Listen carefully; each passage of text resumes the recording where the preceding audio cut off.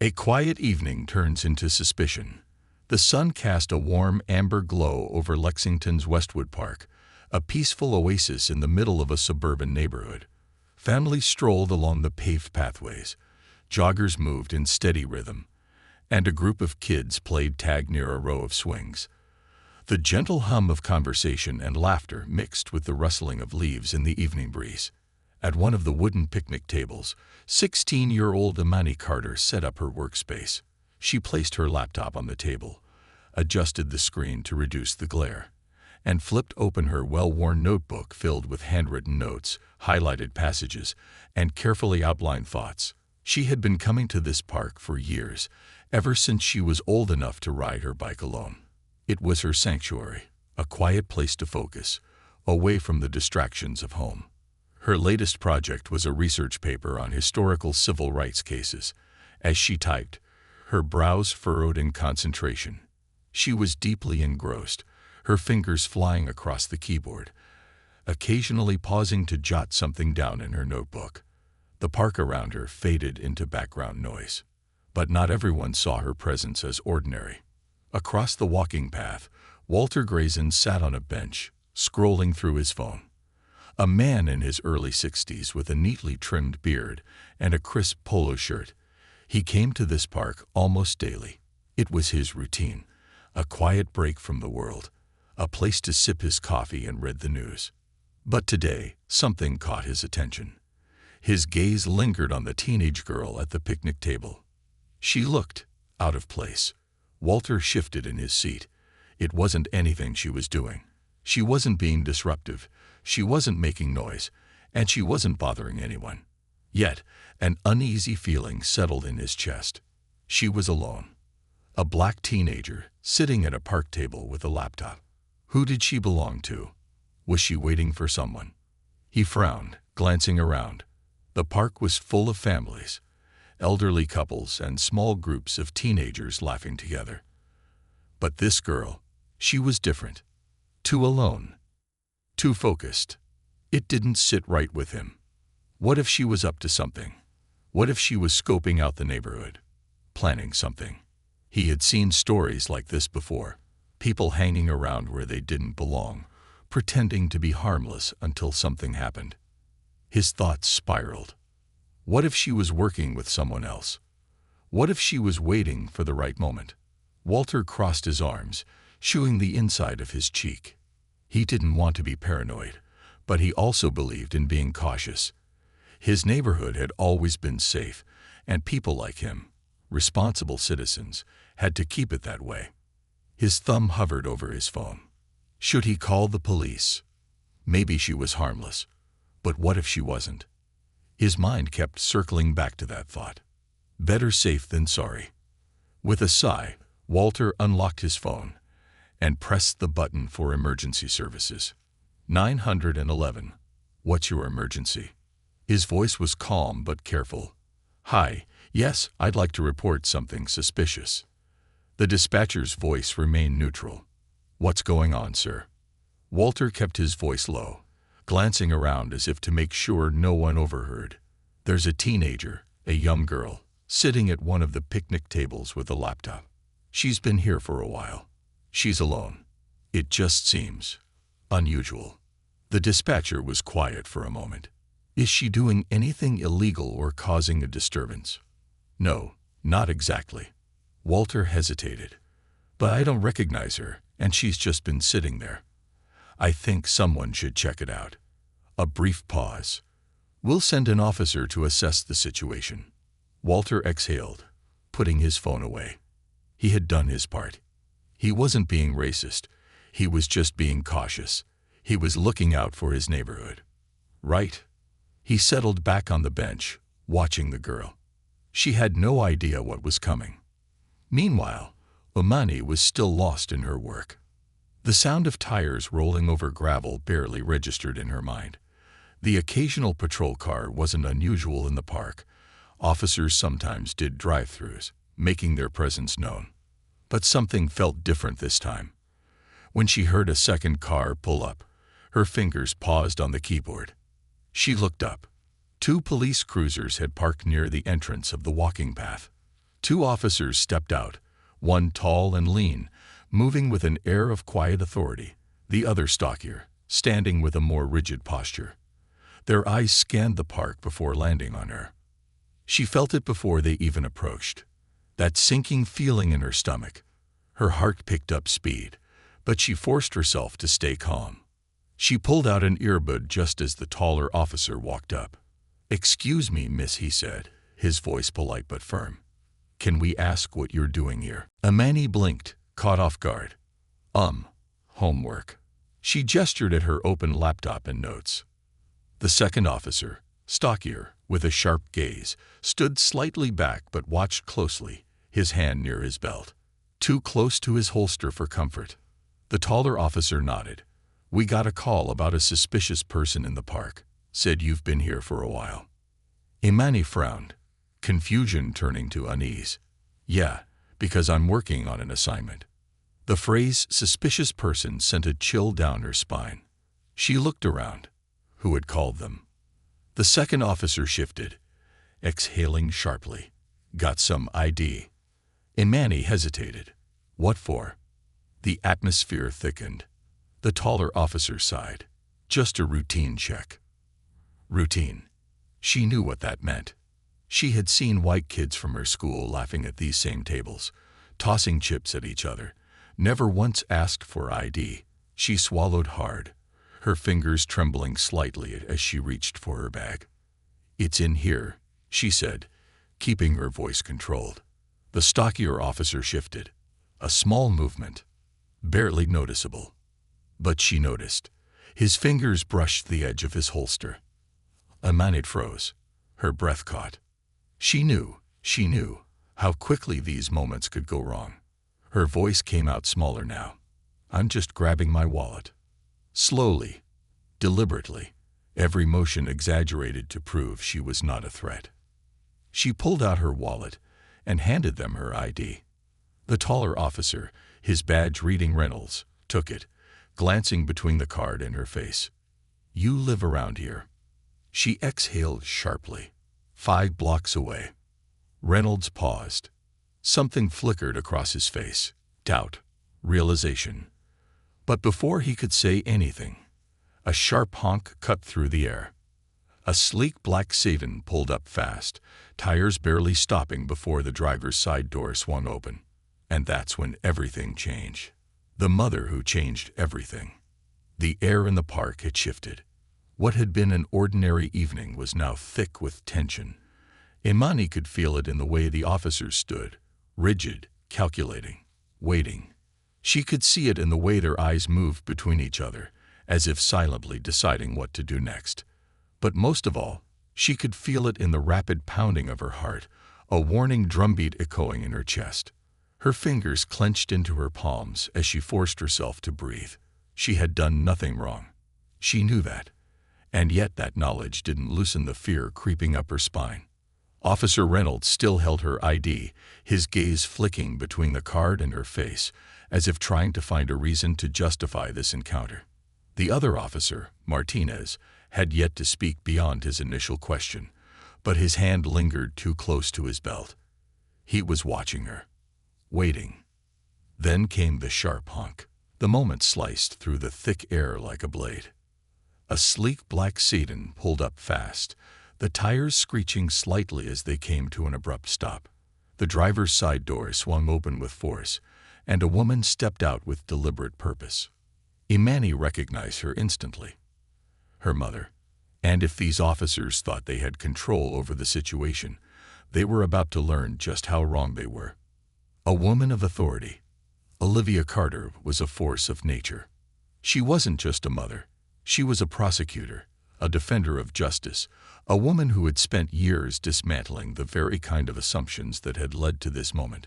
She had spent her life in courtrooms, standing before judges, breaking down evidence, holding those in power accountable. And right now, she was furious. She strode across the pavement, her tailored navy blue blazer still crisp despite a long day in court, her heels clicking against the pavement with sharp precision. Her dark brown eyes, the same ones Imani had inherited, were locked onto the officers like a laser, her expression unreadable, but lethal. Officers. Olivia's voice was smooth, controlled, but edged with a steel that made both men straighten instinctively. Is there a problem here? The shift was instant. Reynolds cleared his throat, suddenly looking unsure of himself. Martinez, the stockier officer, squared his shoulders but avoided direct eye contact. They both felt the change in power. Ma'am, we were just responding to a call," Reynolds said, still holding Imani's ID in his hand. "We received a report about a suspicious person in the park." Olivia's gaze flickered to her daughter, standing tense, unmoving, before returning to the officers. "A suspicious person." Her voice was dangerously calm. "And that person was my daughter." Silence. Martinez exhaled sharply, clearly irritated. "Look, ma'am, we're just following up on a report. If there's no issue, we'll be on our way." But Olivia wasn't done. She took a step forward, not enough to be threatening, but enough to make them aware of exactly who they were dealing with. What exactly made her suspicious? Olivia pressed, her voice never rising, but carrying the weight of a woman who was used to having authority. Was it the fact that she was sitting at a table, or was it the fact that she was sitting at a table while black? Reynolds hesitated. Martinez tightened his jaw. "We don't make those kinds of assumptions," Martinez muttered. "Really?" Olivia's brow arched. "Because I see plenty of white teenagers in this park, every single day, and I doubt you've ever stopped to ask them for their ID. I doubt you've ever called in backup for a girl doing homework." Imani stood frozen, watching her mother dismantle them piece by piece. She had seen her mother argue in court before, had watched her cross-examine witnesses, had listened to her sharpen her words like blades and strike with precision. But this was different. This was personal.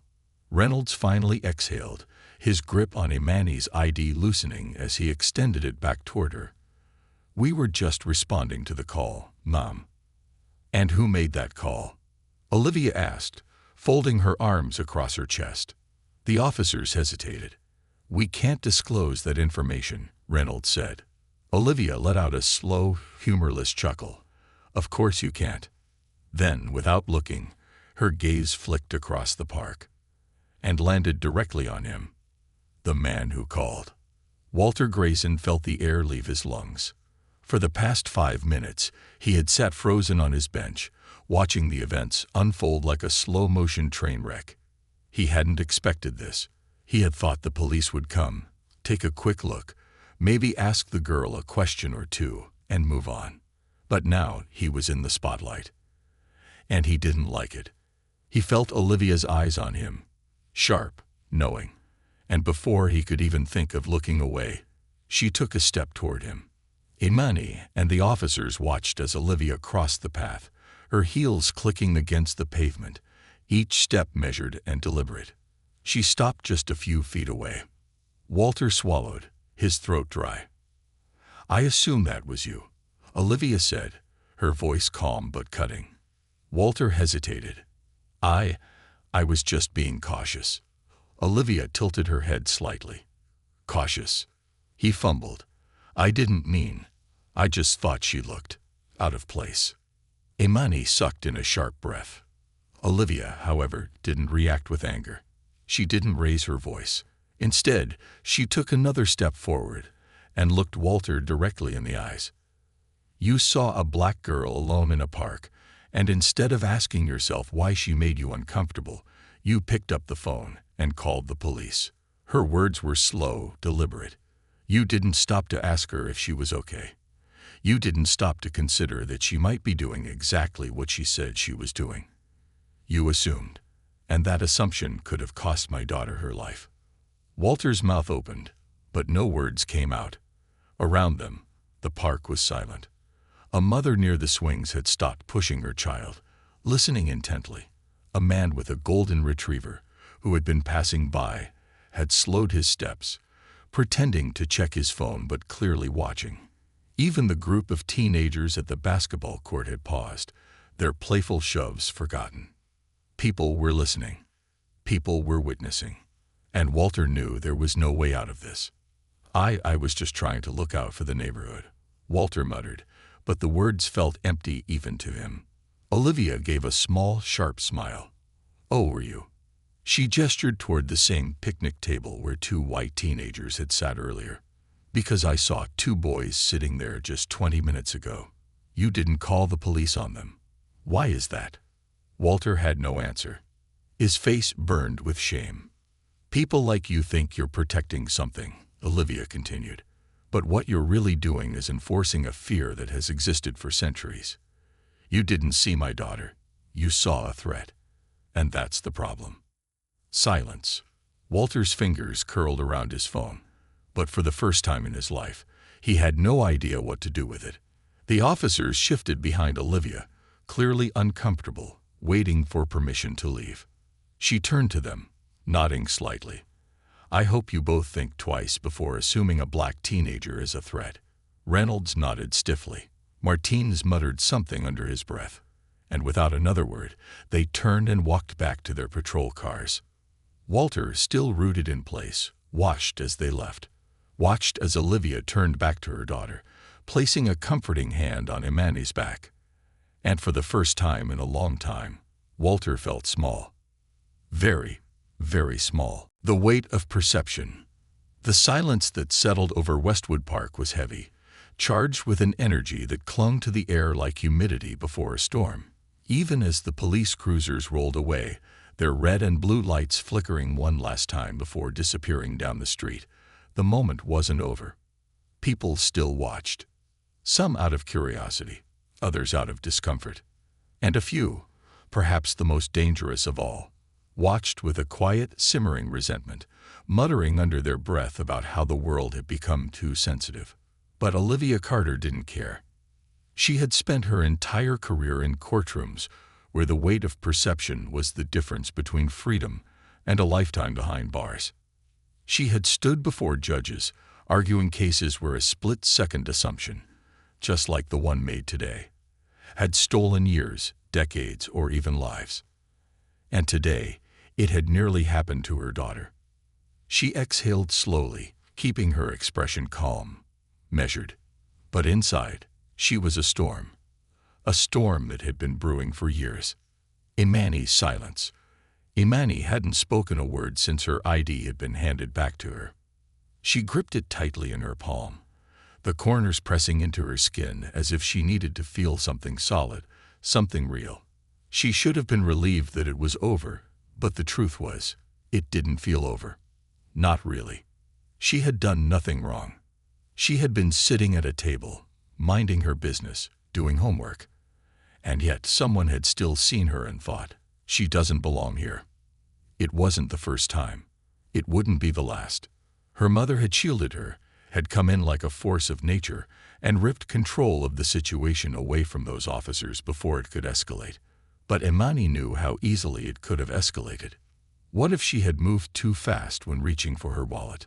What if she had asked too many questions in the wrong tone?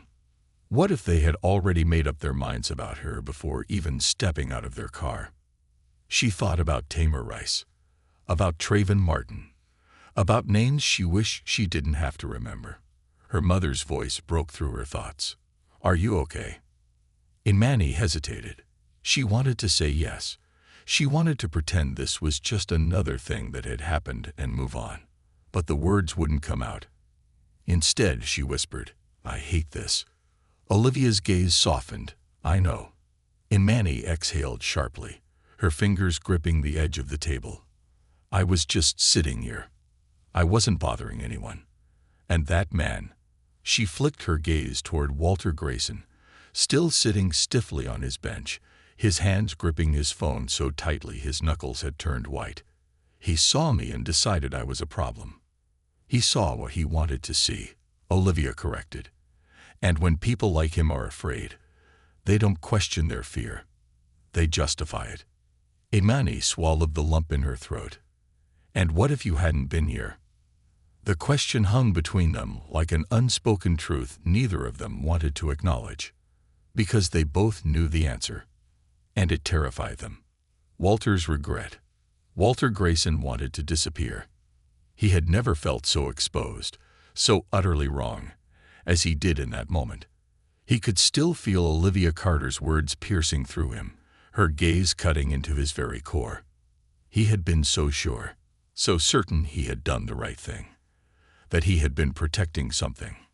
But as he sat there, watching the girl, Imani, gripped the table as if trying to ground herself, he felt something he didn't know how to process. Guilt and shame. Not just because he had been wrong, but because he had refused to see why. He thought of his own daughter, Rachel, back when she was a teenager. She used to come to this part too, sitting at these very tables, typing away on her laptop. He had never once thought she looked suspicious. He had never once wondered if someone might call the police on her. Because it wouldn't have happened. And he knew it. His gaze flicked toward Olivia Carter again, standing tall, her expression unreadable now that the officers were gone. She had humiliated him. She had stripped away every layer of comfort he had wrapped himself in and forced him to sit in his own discomfort. But worst of all, she had been right. Walter exhaled shakily, rubbing a hand over his face. The weight of his actions settled on him, pressing down on his chest. He wanted to get up, to walk over, to say something. But what could he possibly say? Sorry for assuming you were a criminal. Sorry for calling the police on you. He knew sorry wouldn't fix this. Nothing would. So he stayed where he was, sitting on that bench, suffocating under the weight of a mistake he couldn't take back. A mother's anger, a daughter's strength. Olivia turned to her daughter. Do you want to go home? Imani shook her head. No. Are you sure? Yes. She wasn't going to let him win. She wasn't going to let them win. So she picked up her laptop, took a slow, steady breath, and turned back to her research paper. And even though her hands were still shaking, she started typing. Because if the world was going to make her feel like a threat for existing, then she was going to fight back with knowledge, with words, with truth.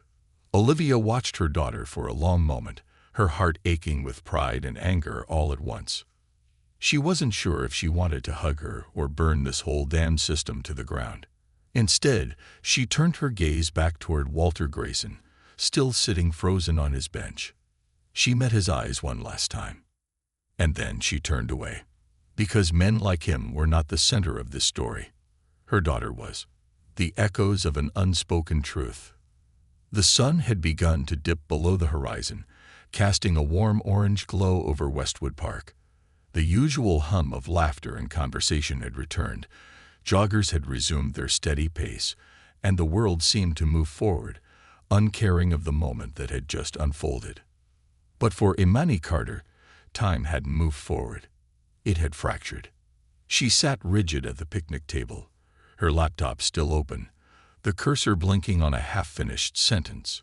She had forced herself to start typing again, but the words felt hollow, foreign, as if they didn't belong to her anymore. Her mother sat across from her, silent, watching. Olivia Carter knew that silence better than anyone. It wasn't the silence of peace. It was the silence of a battle lost inside one's own mind. And Olivia knew exactly what war was raging in her daughter's head. A reckoning at sunset. Walter Grayson sat stiffly on his bench, his body angled slightly away as if that would somehow make him invisible. He still hadn't moved. He still hadn't left. Something kept him glued to that seat, whether it was shame, guilt, or something he didn't yet understand. His hands trembled slightly as they rested on his lap. He had checked his phone at least 5 times, pretending to be busy, but his eyes kept darting back toward Imani and her mother. He had expected them to leave. He had expected them to gather their things, shake their heads in frustration, and disappear into the evening. But they hadn't. And that made Walter's stomach twist. Because that meant this wasn't just his moment of discomfort. It was their moment of defiance. And deep down, he knew he didn't deserve to look away. The price of a name. Imani inhaled deeply and finally broke the silence. You know what the worst part is, she murmured, her fingers tightening around the edge of her laptop. I actually feel grateful that it didn't get worse. Her voice was quiet, but the weight behind it carried more force than a scream. Olivia's heart clenched. She didn't speak. She let Imani say what she needed to say. "I did everything right, Mom. I was just sitting here." And still, she exhaled sharply, shaking her head. What if I had reached for my bag too fast? What if I had gotten annoyed? What if one of those officers had already decided I was dangerous before they even got out of the car? She swallowed. I could have been a hashtag. Olivia felt her nails dig into her palms. That sentence, that brutal, awful truth, was one that no child should have to say. And yet, she had heard it too many times. She had sat in courtrooms, fighting cases where those what-ifs had been the difference between a life continuing and a life ending. Tamir Rice was 12 years old. Trayvon Martin was 17. Sandra Bland didn't get to walk away. It was always the same story.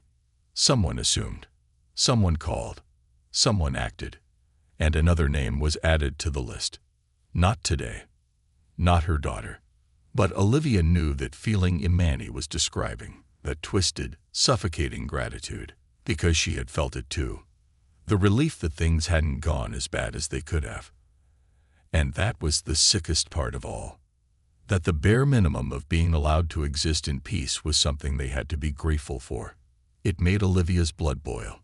She reached across the table and took Imani's hand in hers. "You should never have to feel grateful for surviving something that never should have happened in the first place." Imani squeezed her mother's hand but didn't reply. Because they both knew that didn't change reality. A man who couldn't look away. Walter Grayson finally moved. Not away, but forward. It was slow, hesitant, but noticeable. He rose from the bench, his legs stiff, and took a step toward the picnic table.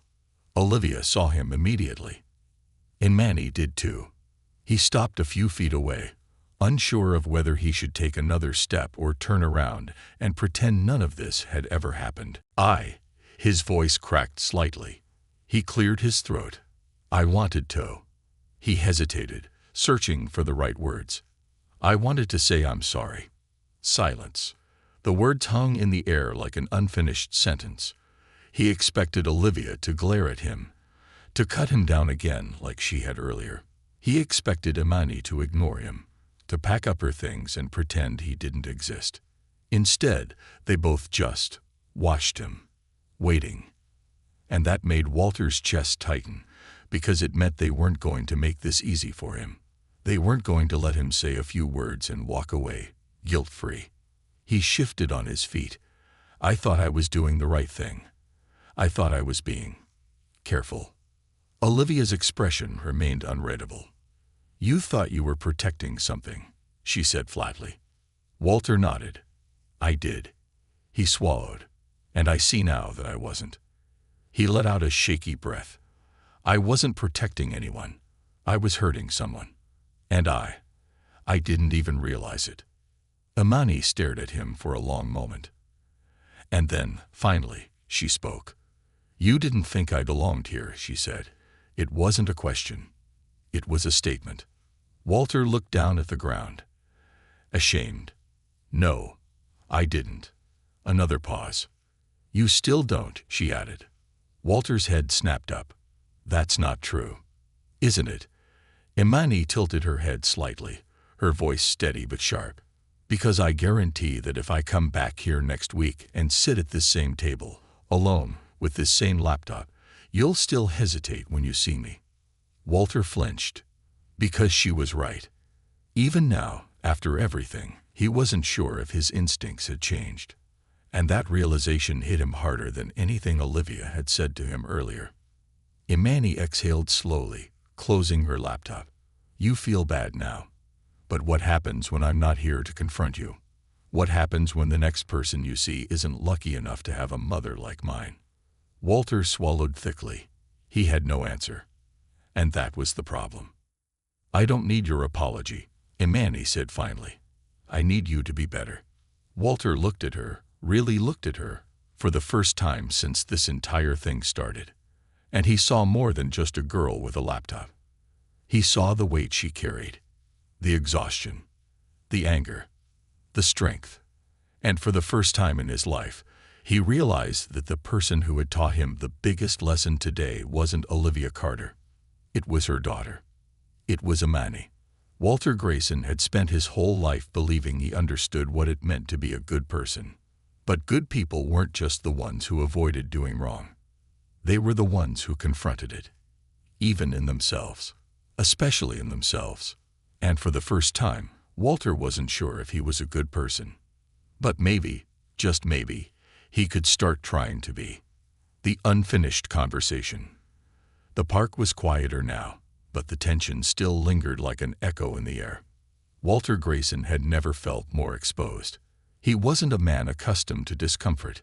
He lived in a world where his presence was unquestioned, where his voice was listened to, where his actions, even the misguided ones, were forgiven. But now, standing before a teenage girl who had every right to be furious with him, he felt something new. He felt small.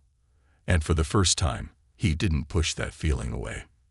Imani's words had stripped him of any illusion he had left. "I don't need your apology. I need you to be better." It was a demand, not a request, and he had no idea how to fulfill it. A lifetime of assumptions. Walter wasn't a bad person. At least, that's what he had always believed. He had never seen himself as racist. He had never used slurs, never openly discriminated against anyone. He had donated to charities, volunteered at food drives, even mentored at-risk youth in the community. He believed in fairness. But today, he had proven to himself that belief and action were not the same thing. He had acted on a gut feeling, one he didn't question, one he never questioned. And that gut feeling had led him to put a young black girl in danger. Not because she was doing anything wrong, but because he had been conditioned to see her as a threat.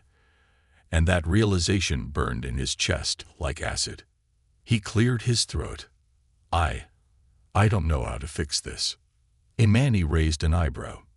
"Fix what, exactly?" Walter hesitated. "I don't know," he admitted, his voice quieter than before. "How I think. How I see things." It was the closest he had ever come to admitting something was broken inside of him. And Olivia Carter heard it. She studied him for a long moment, her sharp, analytical mind assessing every twitch in his expression, every hesitation in his words. And then she said something that surprised both Walter and Imani. "Good." Walter blinked. "What?" Olivia folded her arms, tilting her head slightly. "It's good that you don't know how to fix it." Walter frowned, unsure whether this was an insult or a challenge. Olivia continued, "Because for the first time in your life, you're questioning something you've never questioned before. And that means you're finally seeing the problem." Walter exhaled slowly, rubbing the back of his neck. "I don't know if that's enough." "It's not," Olivia said bluntly. "But it's a start." The truth that no one says aloud. Imani watched the exchange between her mother and Walter with a mixture of exhaustion and curiosity. She had spent her whole life knowing that men like Walter existed. People who weren't outwardly hateful. People who didn't think of themselves as racist. But people who, when given the choice between questioning their own biases and doubling down, almost always chose the latter. People who would rather call the police than sit in their own discomfort. People who would rather believe that they were protecting something than admit they had been wrong. And now, for the first time, she was seeing what it looked like when one of them didn't double down. That didn't mean she forgave him. That didn't mean she trusted him. But it did mean she was listening. Walter shifted uncomfortably. "I don't want to be that person. The one, who jumps to conclusions like that." Olivia arched an eyebrow. "Then don't be." Walter hesitated. "It's not that easy." Olivia let out a small, humorless laugh. "Of course, it's not. But let me be very clear, Mr. Grayson. You don't get credit for wanting to change. You only get credit when you do change." Walter swallowed. He thought about all the other times he had made quiet assumptions, ones that had never escalated to a 911 call, but had still lived inside him. The moments he had crossed the street at night when a black man was walking toward him. The times he had clutched his wallet tighter in certain neighborhoods. The way he had always assumed the worst when he saw someone who didn't fit his idea of belonging, and how none of those moments had ever felt wrong. Until now. Until someone had forced him to sit in it. The difference between words and change. Imani finally spoke again. "If you really want to change, don't just stand here looking guilty," she said. "Do something." Walter nodded slowly. "Like what?" Imani let out a breath, pushing back from the table. "That's not my job to figure out." Walter opened his mouth to argue, but then stopped himself. Because she was right. She didn't owe him a roadmap to being better. No one did. This was his to figure out. Olivia leaned forward slightly.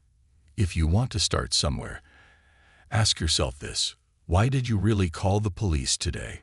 Walter's breath caught in his throat. That question, one so simple, so direct, sliced through him like a blade. Why had he done it? Because he thought she was suspicious. Because he thought she might have been up to something. Or because, deep down, he had felt something. Something he couldn't explain. Something he had never interrogated before. And instead of questioning himself, he had chosen to put her under scrutiny. He closed his eyes briefly, the weight of it pressing down on his chest. When he opened them again, Olivia was still watching him, waiting. "I called," Walter said quietly, "because I was uncomfortable." Imani didn't flinch, didn't react. She had already known the answer. Walter looked down at the ground, shame tightening his throat. "And that's not her fault. That's mine." A pause. And then Olivia spoke. "Now that," she said, "is a start." Leaving the park, but not the moment. The wind had picked up slightly, rustling the trees as the last remnants of sunlight disappeared over the horizon. Olivia placed a hand on her daughter's shoulder. "Ready to go?" Imani nodded. She was exhausted, mentally, emotionally. But she wasn't broken. As they gathered their things, Walter took a step back, giving them space. He wanted to say more, but he knew nothing he said right now would be enough. So instead, he just watched. Watched as Olivia placed a protective arm around her daughter. Watched as Imani walked away, her head still high, despite everything. And as they reached their car, Olivia turned one last time, her gaze locking onto Walter's. A silent challenge, and an unspoken expectation. Because now he knew. And knowing meant he could never go back to pretending. The car doors shut. The engine started. And Walter Grayson was left standing alone in a park that suddenly felt a whole lot emptier. The burden of knowing. The sound of car doors shutting was final, like the last sentence in a courtroom verdict. Walter Grayson stood frozen as Olivia Carter's sleek Savin pulled out of the parking lot, disappearing into the night with her daughter in tow. And yet, the moment wasn't over for him. It had just begun. The park, once a place of familiarity and comfort, now felt different. The trees swayed as they always had. The pathways wound the same way they had for years, but Walter could feel the shift. He had spent his entire life believing he was one of the good ones, the responsible citizen, the kind of man who kept his neighborhood safe, the kind of man who did the right thing. But today, he had learned that being a good man and being a right man were not the same thing. And he had been wrong. For the first time, he didn't rush to justify himself. He didn't push the shame away. He let it sit. Because now he understood something terrifying. He had spent decades trusting his instincts. And today, his instincts had nearly ruined a young girl's life. A long drive home. Inside the car, Olivia Carter kept her hand steady on the wheel, even as the anger still burned through her veins. She wasn't the type to cry. She was the type to fight. She had learned a long time ago that tears didn't win cases. Facts did. Evidence did. Strategy did. But right now, as she stole a glance at her daughter in the passenger seat, she felt an ache that no court ruling could fix. Imani sat with her arms crossed, staring out the window. Her expression was carefully blank, but Olivia knew better. She had seen that look on too many faces. Victims in courtrooms, clients sitting in interrogation rooms, beaten down by a world that refused to believe them. Families waiting in the hallways of courthouses, clutching their hands together in silent desperation. It was the look of someone tired, not just from this moment, but from a lifetime of knowing it could happen again, and again, and again. The weight of that truth sat between them in the silence. "I know you're mad," Olivia finally said. Imani didn't answer at first. She just exhaled, a slow, steady release of frustration. "I'm not mad," she murmured. Olivia gave her a knowing look. Imani let out a humorless laugh. "Okay, I'm mad, but not at the cops. Not even at him." Olivia raised an eyebrow. "Then who?" Imani turned away from the window, finally meeting her mother's gaze. "At the world," she whispered. And that was the truth, wasn't it? She wasn't just angry at Walter Grayson. She was angry that this was normal. She was angry that a phone call had been all it took for her existence to be questioned. She was angry that if she had reacted the way anyone else would have, with annoyance, with frustration, with anything but quiet compliance, she might have ended up in handcuffs. Or worse. She clenched her fists. I don't want to have to keep explaining that I belong," she admitted, her voice shaking slightly. "I don't want to have to keep proving that I deserve to sit in a park, to exist in public, to just be." Olivia's grip tightened on the wheel. She wanted to tell her daughter that one day, things would be different. That one day, she wouldn't have to carry this weight. But Olivia Carter was not a liar.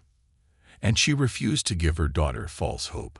Instead, she reached over, placed a hand on Imani's knee, and squeezed gently. "I know," she murmured, "and I'm sorry." Imani didn't reply. But for the first time since the officers had left, she leaned into her mother's touch. And in that small moment, that was enough. An empty house, a full mind. Walter's house felt different when he stepped inside. It was too quiet, too still. The living room was exactly as he had left it, his coffee mug still sitting on the table, his newspaper folded neatly on the couch. The smell of his wife's lavender candles lingered in the air, a scent he had always found comforting. But tonight, nothing felt comfortable. He walked to the kitchen, barely aware of what he was doing, and poured himself a drink. The amber liquid sloshed slightly as he set the bottle down, but his hands didn't shake. Not because he wasn't affected, but because he was numb. The weight of the day pressed down on him, harder than it had in years. He thought of Rachel, his daughter, away at college now, living her life without ever having to think about being the wrong color in the wrong place. She had sat at those picnic tables before. She had done her homework in that park before. And not once had he ever thought someone might call the police on her. Not once had he worried that an officer's hand might hover near their gun when she reached for her bag. Not once had she ever been questioned for existing. Because Rachel was white, and Imani was not. Walter took a slow sip of his drink, the burn doing nothing to dull the ache in his chest. He had always thought of himself as the kind of man who stood for what was right. But today, he had learned that standing for what's right isn't the same as standing against what's wrong.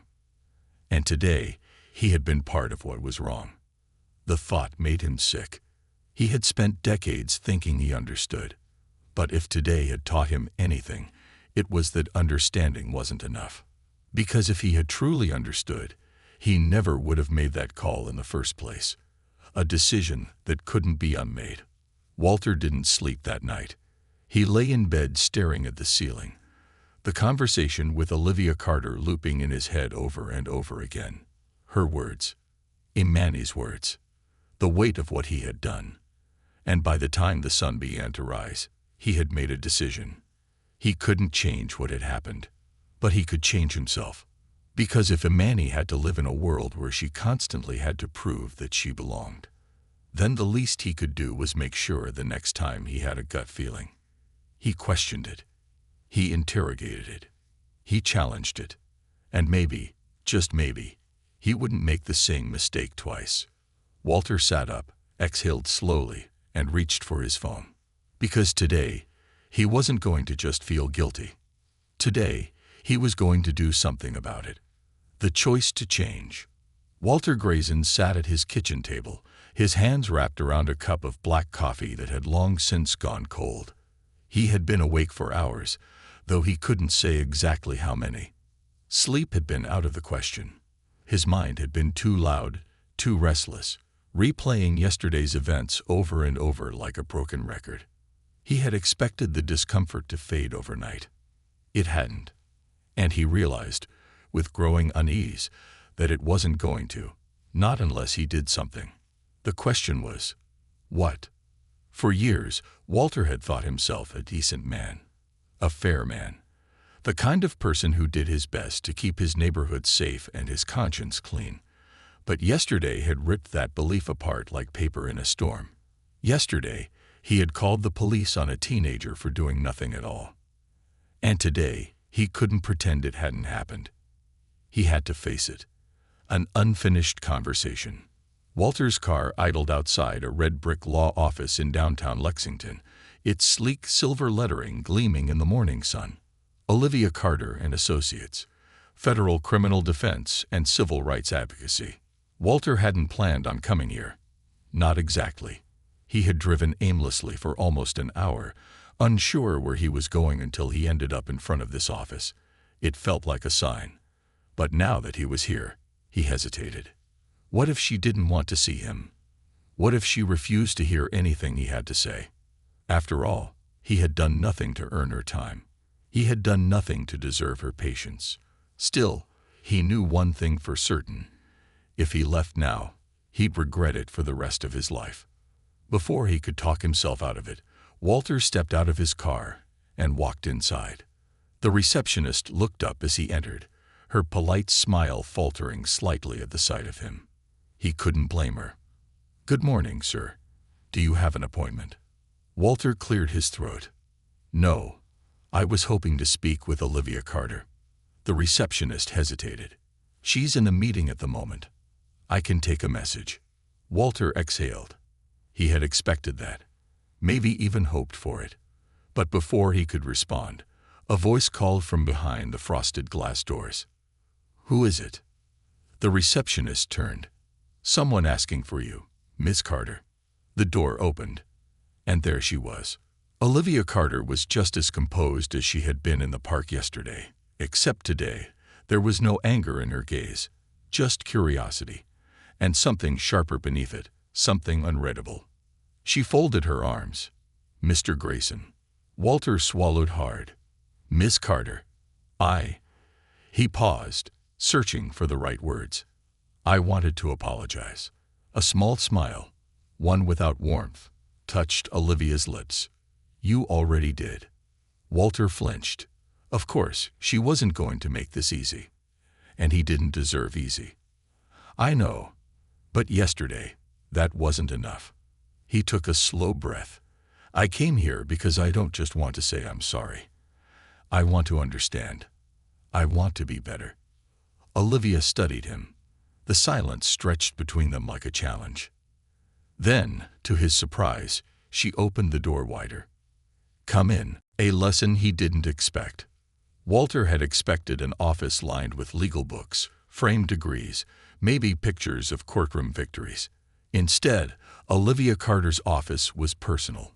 The walls were lined with photographs, not just of her, but of people. People Walter recognized.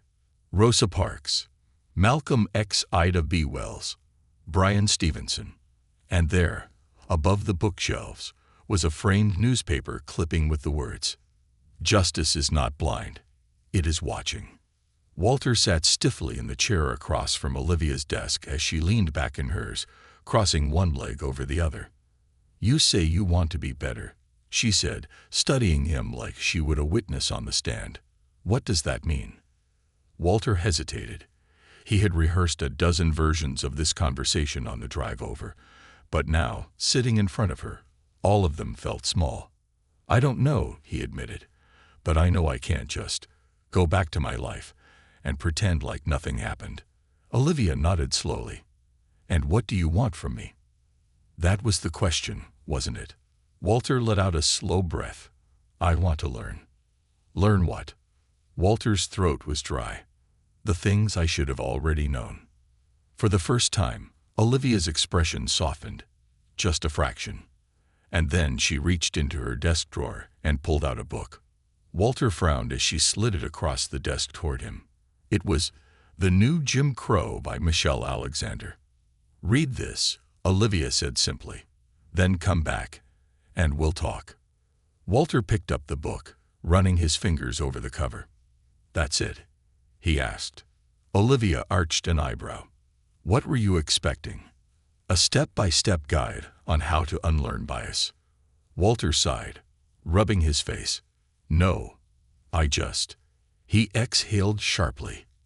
I don't know where to start. Olivia leaned forward, her gaze sharp. Then start by listening. A daughter's perspective.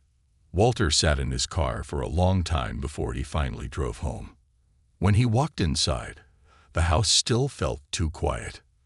But this time, he didn't ignore it. Instead, he picked up his phone and dialed a number he hadn't called in too long. It rang 3 times before his daughter, Rachel, picked up. Dad? Her voice was groggy. Do you know what time it is? Walter checked his watch. It was 6:43 a.m. Yeah, he said. Sorry. I needed to talk. Rachel sat up on the other end of the line. About what? Walter hesitated. Then, in a voice more raw than he expected, he said, about something I should have talked about a long time ago. And then, for the first time in his life, Walter Grayson did something he had never done before.